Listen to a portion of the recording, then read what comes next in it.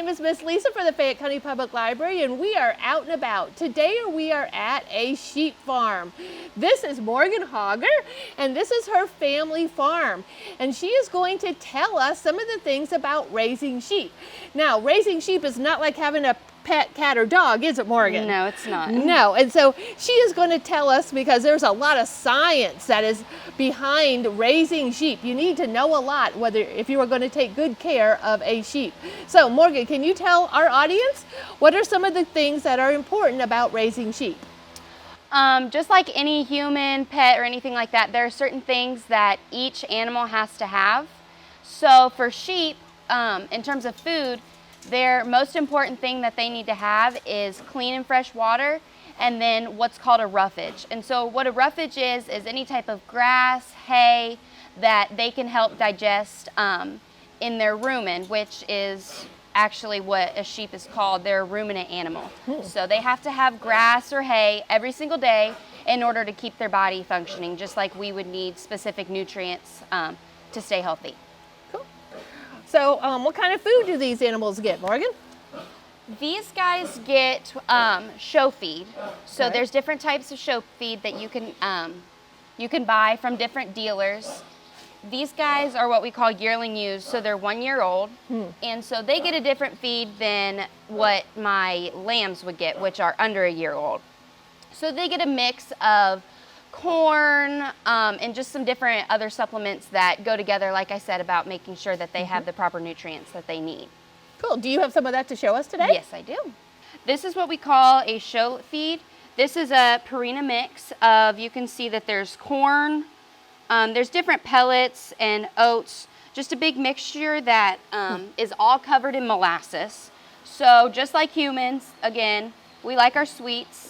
They like something that's sweet that's going to make them want to eat. So we cover it normally in a substance that's similar to molasses, which I'm almost positive this is a molasses coating. So it just gives them a little bit more taste and flavor that makes them want to eat. Cool.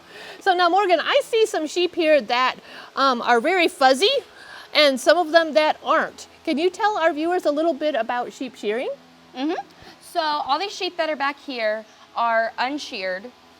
These are what we call just the ones we're keeping. We're not showing them or anything like that.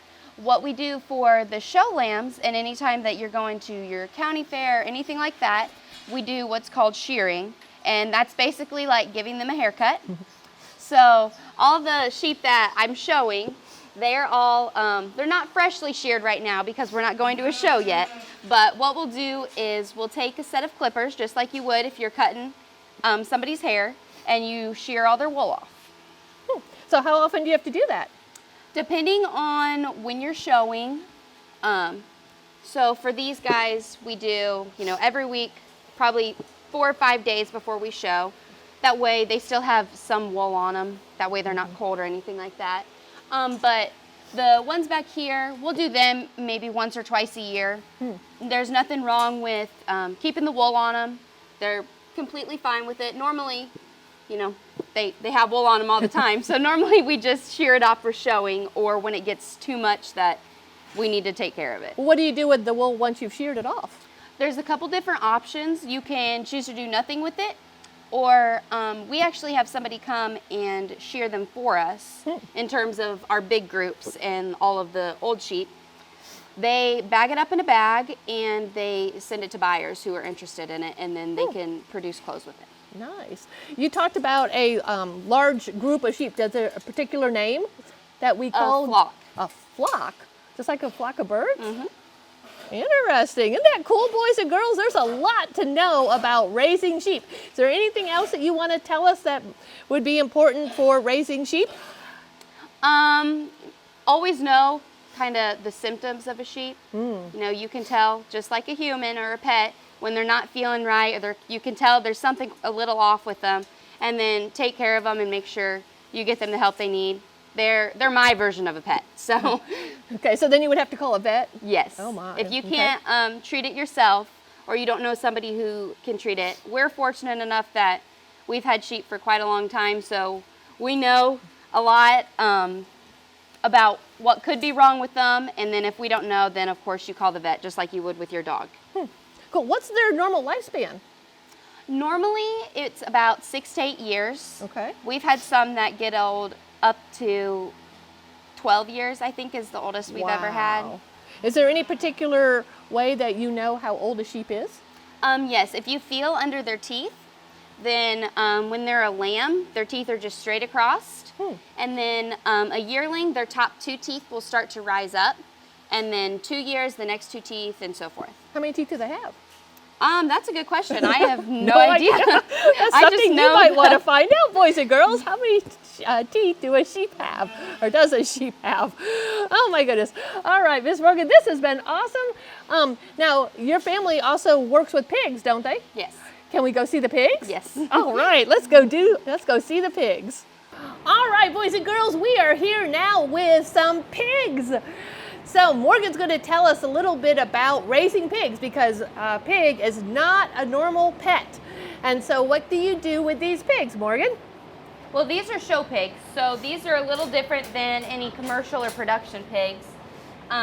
With show pigs, there's a lot more details than the sheep that we just talked about. In terms of their feed, they have a lot more different options and almost like little dressings, like if you would choose a different dressing to put on your salad. When they get to a certain point, there's different, they're called supplements. So when they get to that certain point, you mix a bunch of different things to make them look the best and keep them from getting a little too chunky, or you can feed them more, and that way they're not as skinny at the fair. Cool. And so Morgan, do these pigs, are they a certain type of breed? And then how do you know if they're a male or a female? They all look sort of alike to me. This is a female, and a female that hasn't had babies yet is called a gilt. So once she has babies, then she'll be called a sow. But because she's white, that's a breed characteristic of a Yorkshire pig. So that's one of the different breeds. And then a couple of the others are Durocs, they're red. And then you have Berkshires, which are black, and they have a white stripe down their face, and their hooves are white. So there's a bunch of different breeds that you can see if you go to the county fair or any other show. Is there anything special you have to do to keep their coat nice? So people do most of the time, especially with show pigs. They get rinsed morning and night. Wow. Part of it's to keep them cool, and another part of it is to kind of keep the condition of their hair and skin. So then there's other kind of sprays and like shine to put on them when they show. What about the age of a pig? How long do they live? A pig can live for a very, very long time. I think Really? the oldest one that we ever had was 19. Wow, that's old. But it kind of varies on the breed and on the specific pig. Is there any particular way to tell how old they are? No, not really. Not on pigs. They don't have anything like that. They just have their registration paper or any kind of documentation that the breeder had for you when you purchased them. So since they're show pigs, Morgan, what happens to them after they're shown at the fair? If they are a male, which is called a barra, a barra is a castrated male pig. So that's what we show at the fair, and most of the time they are sent to market at the auction. Other times people take them and continue to show them. But if they're a female, which is a gilt, they go home and they can have babies. Cool. All right, boys and girls, you know what? I love pigs because I like bacon, I like ham, and so I think a lot of these pigs are sometimes, like she said, they go to market and then we get to eat them. So my name is Miss Lisa for the Fayette County Public Library, and I have been out and about today with some farm animals. I sure hope you have learned something, and come see me again in another 2 weeks for another episode of Science Isn't Scary Out and About.